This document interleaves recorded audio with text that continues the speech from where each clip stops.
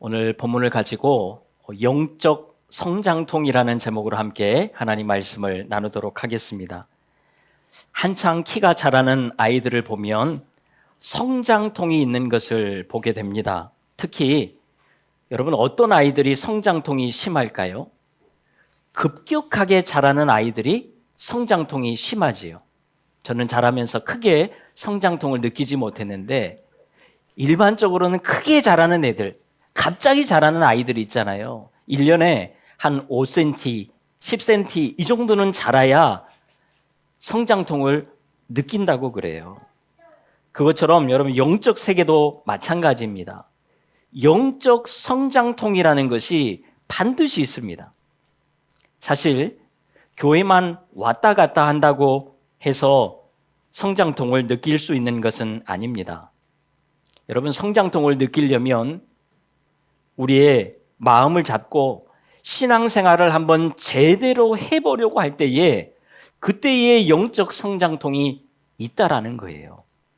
내가 이제 은혜 받고 뭔가 좀 하려고 하면 여러분, 그때에 이상하게 이런저런 일들이 막 터지지 않습니까? 교회 좀 나가보려고 했더니 여기저기에서 만나자고 하는 사람도 많아지고 또 우리가 교회 나가지 못할 환경들을 만들게 되더라는 거예요.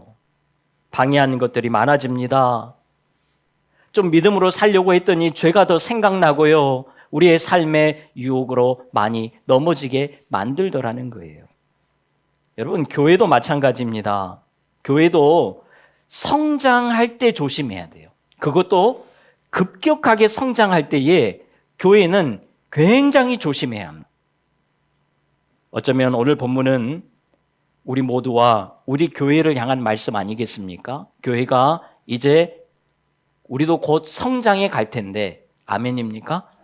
우리도 성장해 갈 텐데, 여러분, 이때에 우리가 무엇을 조심해야 하고 또 어떻게 이겨나가야 되는지, 어쩌면 이 부분에 있어서 우리에게 굉장히 필요한 말씀을 주고 있습니다. 그래서 오늘 말씀을 함께 살펴보면서 은혜를 나누도록 하겠습니다. 자, 오늘 본문은 이렇게 시작을 합니다. 우리 1절을 같이 읽지요. 시작.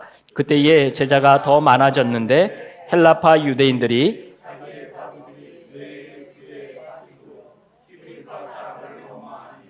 아멘.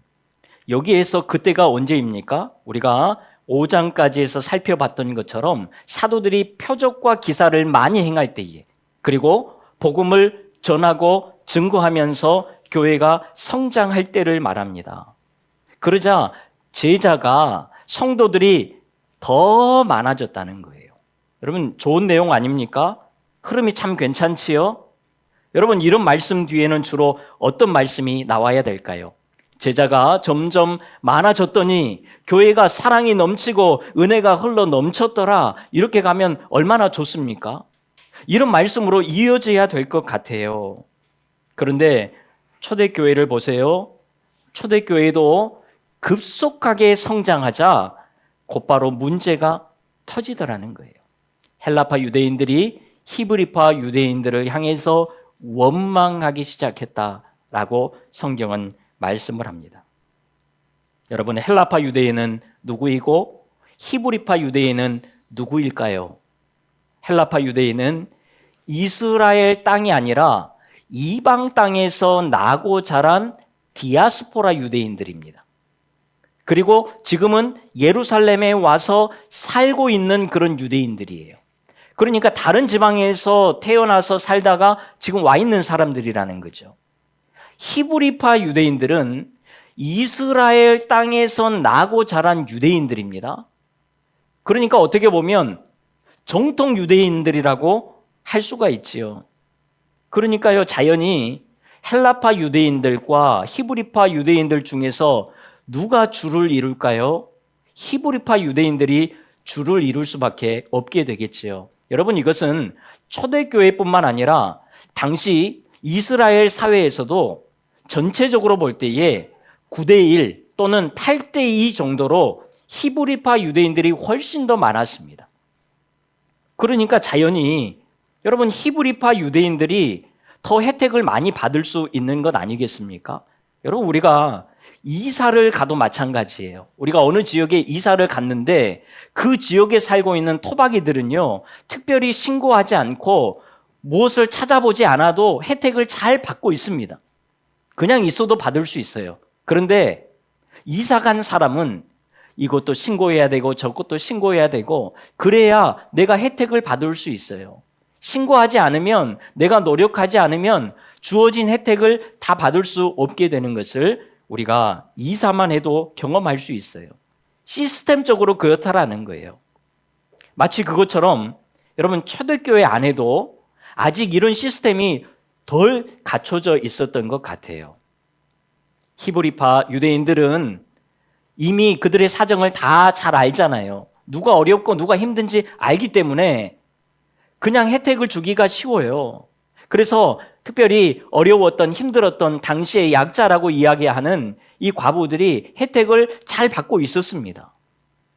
그런데 반대로 헬라파 과부들은 그 혜택을 받지 못하고 있었던 거예요. 왜냐하면 사람들이 잘 모르니까. 그래서 자연스럽게 혜택을 못 받고 있었던 거예요. 그래서 헬라파 유대인 과부들이 매일 구제에서 빠지게 되었다. 오늘 성경은 말씀을 하고 있습니다. 그런데 여러분 이것이 한두 번이 아니었습니다. 계속해서 빠지는 거예요.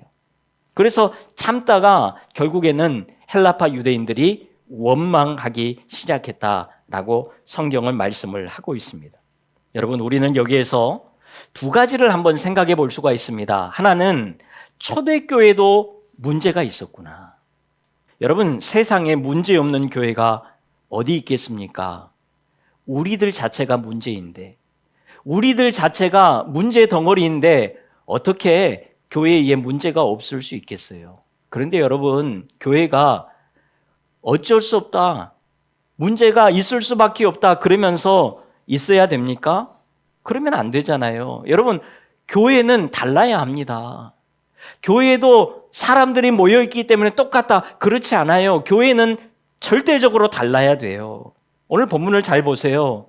초대교회도 분명히 문제는 일어났지만 초대교회는 달랐습니다. 여러분 초대교회는 굉장히 성숙해 있었습니다. 성장통을 겪으면서 계속해서 성장해 갔던 거예요. 헬라파 유대인들도 성숙했고 히브리파 유대인들도 성숙했습니다. 헬라파 유대인들은 처음부터 원망하고 불평하지 않았습니다. 교회가 왜 이래? 성도들이 왜 이래? 이러지 않았습니다. 기다렸어요. 그런데도 수정이 안 되니까 그제서야 이야기를 했던 거죠. 그러자 히브리파 유대인들이 어떻게 합니까? 여러분 오늘 본문에 보니까 사도들이 모든 제자들을 불러 모아서 신속하게 조치를 취합니다. 헬라파 유대인들 몇 명이서 원망한다고 그냥 내버려 둔 것이 아니라 소수의 소리에 귀를 기울이는 거예요. 그리고 같이 싸우지 않습니다. 성숙하게 대처하는 거예요. 저는 우리 교회도 이런 교회가 되면 참 좋겠다. 오늘 이 말씀을 보면서 그런 생각을 해보았습니다. 처음 온 분들은 기다리고 또 지켜보면서 교회에 정착해 가는 거예요.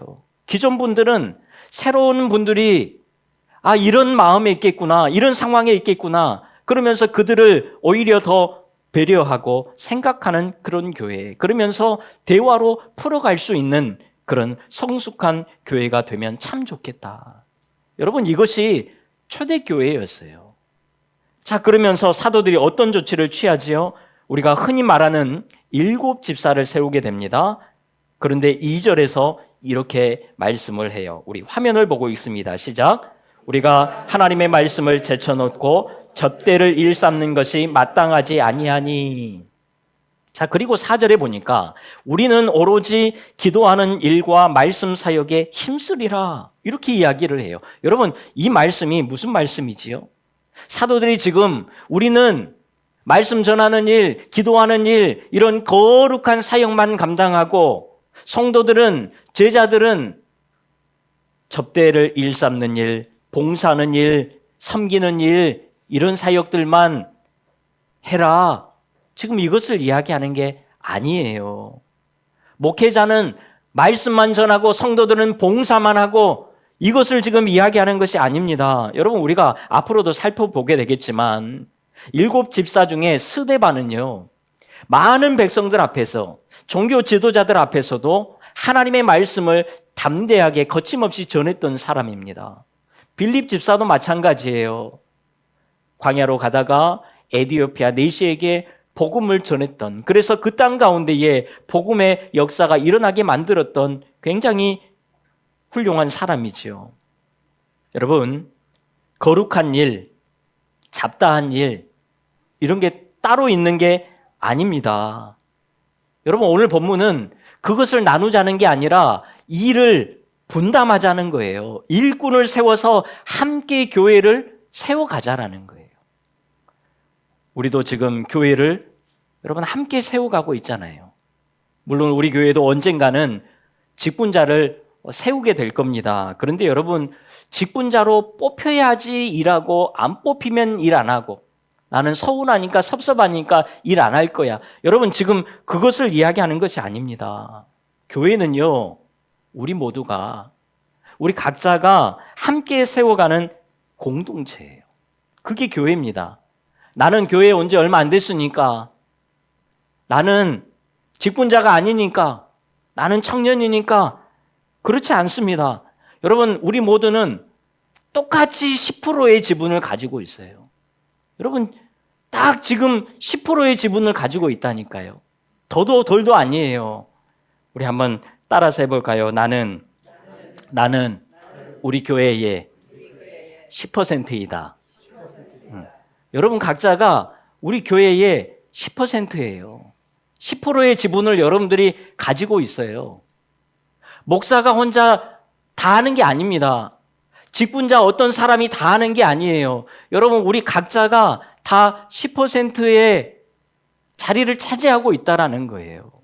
교회가 성장하면 이제 나는 조금 뒤로 빠져도 되겠구나. 나는 7%, 이제 5%, 3%, 2% 내려가는 게 아니에요. 여러분, 우리는 하나님 나라 갈 때까지 나는 교회의 10%다. 우리 교회 10%다. 여러분, 이런 마음으로 우리가 예배하고 또 섬기고 교회를 세워가야 할 줄로 믿습니다. 자, 그런데요, 우리가 교회의 10%로서 자리만 지키면 될까요? 물론 그것도 굉장히 힘이 되고 좋습니다. 그런데 이런 사람들이 돼야 돼요. 우리 3절 같이 한번 읽습니다. 시작. 형제들아, 너희 가운데서 성령과 지혜가 충만하여 칭찬받는 사람 7을 택하라. 아멘. 지금 7 집사 자격에 대해서 말씀을 하고 있습니다. 먼저는 여러분, 성령 충만한 사람이 되어야 된다. 우리가 10%의 자리만 차지하고 있는 것이 아니라 여러분, 우리 모두는 각자가 성령 충만한 사람이 되어야 된다. 여러분, 성령 충만한 사람이 뭐예요? 성령님을 따라서 살아가는 사람을 이야기합니다. 자, 그렇다면 지혜 충만한 사람은 뭘까요? 지혜의 말씀, 하나님의 말씀을 따라서 살아가는 사람 아니겠어요? 여러분, 우리 모두 이런 사람들이 다 될 수 있기를 간절히 바랍니다. 여러분, 봉사하는데 내가 그냥 몸으로 하면 되지 굳이 뭐 이런 것까지 내가 해야 되나? 아니, 몸으로 얼마든지 할 수 있고 내 생각으로 내 힘으로 할 수 있는데 무슨 성령 충만, 지혜 충만까지 할 필요 있겠는가? 그렇지 않습니다. 여러분, 하나님의 일은, 교회의 일은 모두가 은혜를 받고 해야 돼요. 은혜 없이 하시면 안 됩니다. 성령 충만하고 지혜 충만해서 하나님의 일을 해야 돼요. 그렇지 않고 봉사하잖아요. 그러면 반드시 문제가 생기게 되어 있습니다. 봉사하다가 여러분 상처를 받게 되거나 아니면 봉사하고 난 후에 그 봉사가 내 의가 될 확률이 굉장히 높습니다. 그래서 항상 성령 충만과 지혜 충만이 먼저 필요한 것입니다. 그런데 여러분, 성령 충만한 사람과 지혜 충만한 사람을 우리가 어떻게 구별할 수 있을까요?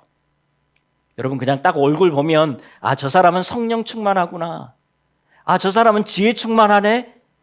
보이면 좋겠지만 잘 안 보인다라는 거예요. 여러분, 뭔가 좀 중후한 멋이 있고 뭔가 좀 멋져 보이면 거룩한 사람입니까? 여러분, 성경을 좀 아는 것 같고 예배 시간에 고개를 자꾸 끄덕이면 그것이 지혜에 충만한 사람이에요? 그렇지 않다라는 거예요. 알 수가 없습니다. 그래서 세 번째 기준이 굉장히 중요합니다. 바로 칭찬받는 사람이라는 거예요. 교회에서가 아닙니다. 여러분, 교회에서는 다 잘해요. 누구나 잘해요. 그래서 다 칭찬받습니다.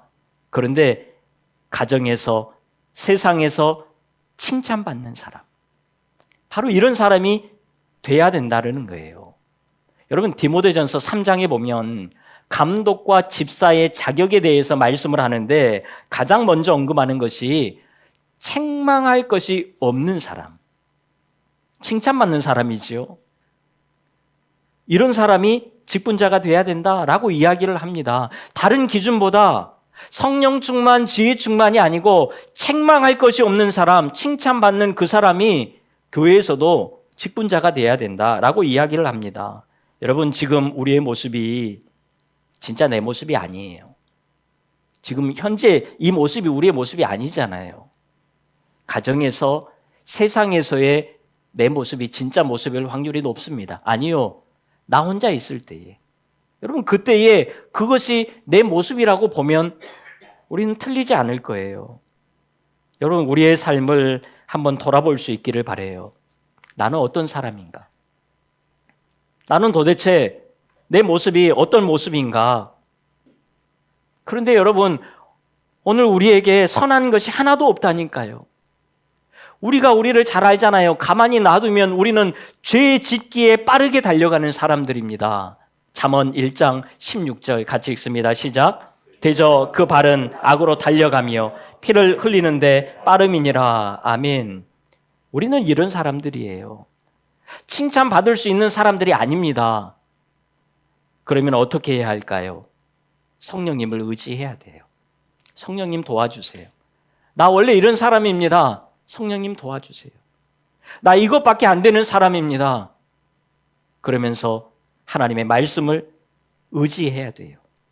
성령 충만, 지혜 충만할 때에 그때에 우리는 칭찬받는 사람이 된다라는 것입니다. 여러분, 우리 교회도 직분자를 세울 때에 이런 기준으로 세우면 참 좋겠다는 생각을 해봅니다. 믿음과 성령이 충만한 사람이 우리 교회 직분자가 된다. 여러분, 다른 거 말고 봉사 몇 가지 이상 하고 훈련 어디까지 받고 교회에 몇 년 이상 다니고 또 헌금 생활 얼마나 잘하고, 여러분 이런 기준 말고 여러분 정말 성령과 지혜가 충만한 사람이 우리 교회의 직분자가 된다. 여러분 생각만 해도 너무 좋지 않습니까? 그런데 여러분 그것이 구분이 안 된다니까요. 그래서 어떻게 해요? 칭찬받는 사람인가를 확인해야 된다는 것입니다. 그래서 나중에 직분자를 세울 때에 제가 직접 가서 다 확인을 할 겁니다. 얼마나 칭찬받고 있는지 여러분의 가정과 여러분의 직장에 가서 다 확인할 거예요. 그렇다고 지금 뜨끔해서 나 큰일 났다, 그럴 필요는 없습니다. 여러분 지금까지는 제가 묻지 않겠습니다. 오늘부터 우리가 가정에서, 직장에서, 사회에서 누구를 만나든지 칭찬받는 그런 사람이 되자라는 거예요. 우리가 세상에 나가서 이제는 좀 성도답게, 그리스도인답게 살아야 되지 않겠습니까? 그동안 나의 성도라는 그 명찰을 우리가 가리고 살았다면 이제는 우리가 세상 가운데 보여줄 수 있어야 돼요. 여러분, 사람들이 왜 교회를 요즘에 안 나갑니까? 예수님이 싫어서요? 아니요. 예수님은 좋아할 거예요. 하나님도 믿을 겁니다. 그런데 교회 다니는 사람 때문에 안 나가는 거예요. 여러분, 우리 때문에 교회가 싫어지는 것입니다. 그런데 초대교회는 그렇지 않았어요. 성도들이 세상에 나가서 칭찬받는 사람이었다. 직분자가 되기 위해서 그렇게 살았던 것이 아니에요. 모두가 그렇게 살고 있었다라는 것입니다. 그 결과로 교회가 급속하게 성장했던 것을 우리는 볼 수가 있습니다. 자, 그리고 이런 기준에 따라서 온 무리 모든 성도가 기뻐하면서 7집사를 세우게 되는 것을 보게 되지요. 그 이름이 여러분 오늘 보면 5절에 나와 있습니다. 7명의 이름이 쫙 나와요. 그런데 여러분 7집사를 이렇게 뽑고 보니까 정말 놀라운 결과가 나왔습니다. 어떤 결과일까요? 7명의 이름을 보니까요, 헬라식 이름인 거예요. 다시 말해서 헬라파 유대인들만 7명이 뽑힌 거예요. 여러분 놀라지 않습니까? 여러분 당시 예루살렘 그리고 초대교회의 상황을 보면 어디파 유대인들이 주를 이루었다고 했지요? 히브리파 유대인들이 주를 이루고 있었습니다. 대부분이 히브리파 유대인들이에요. 그러면 직분자를 세울 때에 보통 어떻게 해야 됩니까? 가만히 놔두면 히브리파 유대인들 중에서 7명이 뽑힐 확률이 높아요. 그러면 좀 깨어있는 성도들이라면 어떻게 이야기할까요? 자, 우리 균형을 좀 맞춰서 히브리파 유대인들 5명, 헬라파 유대인들 2명 이렇게 추천해서 뽑읍시다 라고 한다면 그나마 그 교회는 조금 더 인간적이고 좀 더 괜찮은 교회라고 할 수 있어요. 그런데 히브리파 유대인 4명, 헬라파 유대인 3명, 자 이렇게 뽑읍시다 이야기를 한다면 여러분 퍼센트로 따졌을 때에 이 교회는 굉장히 건강한 교회 아닙니까? 가만히 놔두면 어떻게 돼요? 헬라파는 1명도 안 뽑히게 생겼습니다. 일반적인 교회는 히브리파 유대인들만 뽑게 되어 있어요. 왜냐하면 그들이 주를 이루고 있기 때문에 그렇습니다.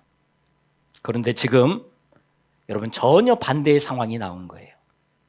교회 오래 다녔느냐, 어디파 유대인이냐, 여러분 이런 거 따지지 않았습니다. 오직 성령과 지혜가 충만한 사람, 칭찬받는 사람 이 기준으로 뽑고 보니까 헬라파 유대인 7명이 집사로 뽑힌 거예요. 그런데 여러분 이렇게 뽑히고 나면 어떻게 해야지요? 건의를 해야 됩니다. 이게 좀 불공평한 것 같다. 좀 나눠서 다시 뽑자. 여러분 지금 초대교회는 어느 누구도 토달지 않았습니다. 사도들도 그냥 기도하고 안수하고 7집사를 세우는 것을 보게 됩니다. 여러분 모든 성도가 얼마나 성숙했으면 이럴 수 있을까요?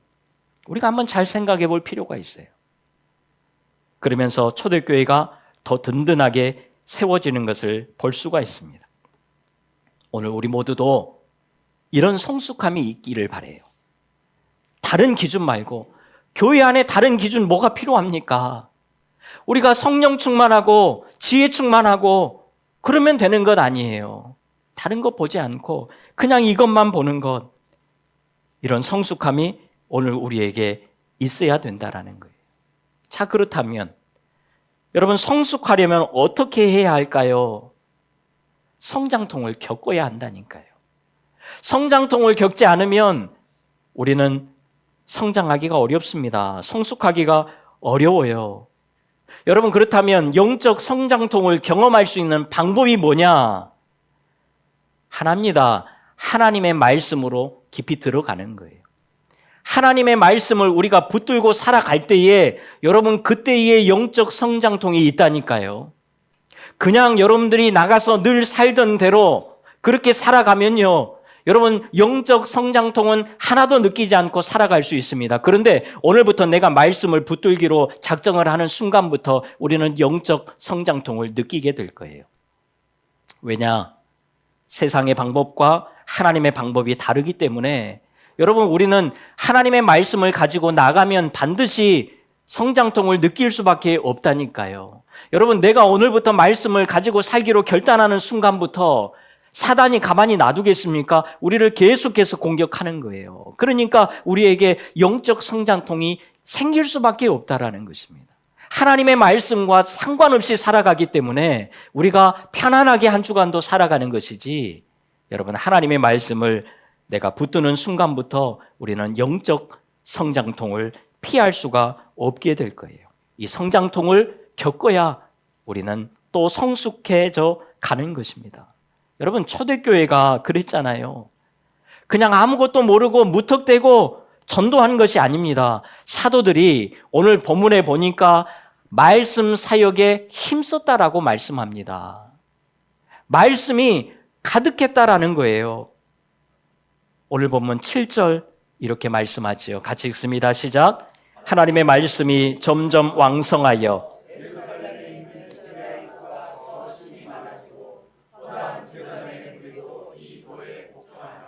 아멘. 하나님의 말씀이 왕성할 때 성도들이 말씀을 가지고 역동적으로 살아갈 때에 성도들이 성숙하고 교회가 성장했다라는 것입니다. 여러분, 초대교회가 얼마나 역동적으로 하나님의 말씀 가지고 능력을 행했냐면 오늘 본문에 보니까 수많은 허다한 제사장의 무리도 예수님을 따르게 된 것을 볼 수가 있어요.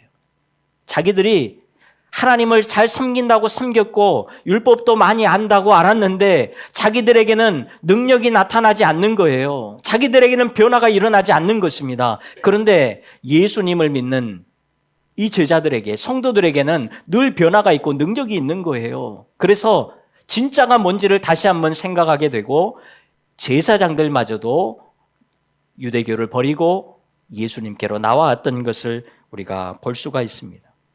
여러분, 이 모든 것들이 어디에서 나왔냐면 하나님의 말씀을 교회가 붙들 때에, 성도들이 하나님의 말씀을 붙들 때에 이런 일들이 일어났다라는 거예요.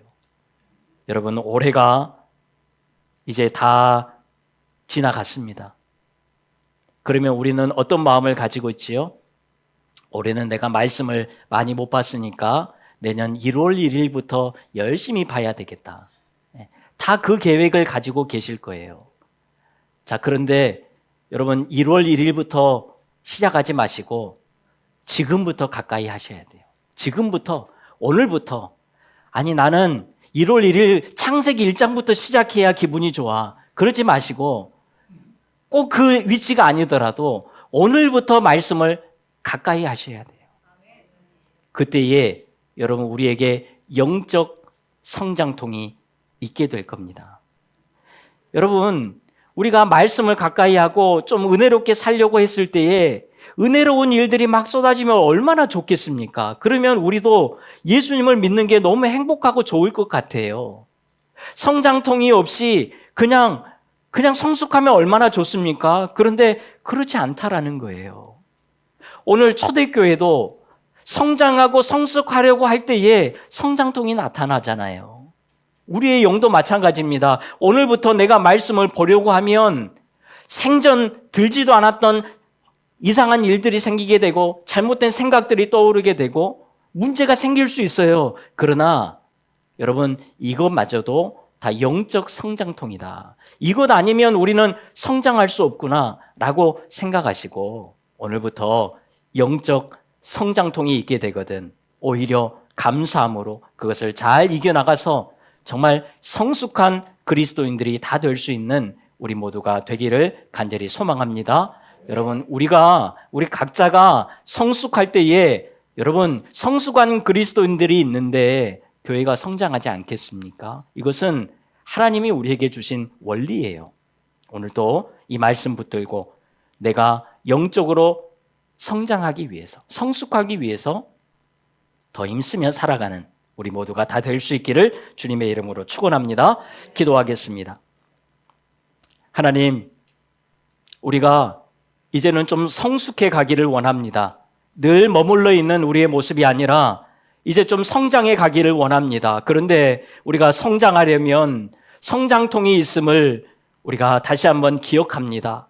성장통이 있을지라도 우리의 영적인 성숙을 이루어내어서 정말 하나님께 영광 올려드리는 우리의 삶이 되게 하시고 복된 주님이 원하시는 그런 교회가 되게 하여 도와주시옵소서. 예수님의 이름으로 기도하옵나이다. 아멘.